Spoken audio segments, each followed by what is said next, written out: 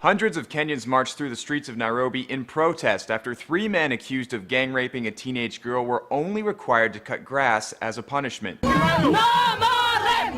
No more rape! Protesters are demanding justice for a 16-year-old girl they call Liz. In June, Liz was walking home when she says 6 men attacked her. She reported being brutally gang raped before being hurled into a sewage ditch, which broke her back. She's now in a wheelchair and suffers from a condition that makes it difficult for her to control bowel movements as a result of the rape. The incident sparked public outrage after police arrested 3 men in connection with the attack. Liz identified the men as some of her attackers, but activists say police released the trio after forcing them to cut the grass of the police station as their punishment. And that is really what has so many people enraged, because there has been a culture whereby which perpetrators of rape, sexual assault can really carry this out with impunity.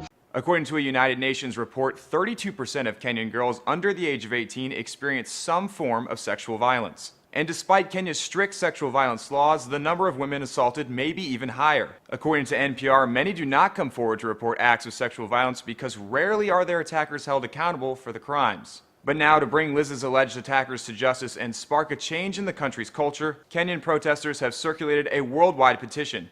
It has gathered more than 1.3 million signatures as of Friday morning. Protesters reportedly gave that petition to police Thursday, and police say they have now suspended at least one officer involved in the case. If the suspects are ever brought in and found guilty, they could face up to 15 years in prison under Kenyan law. For Newsy, I'm John O'Connor.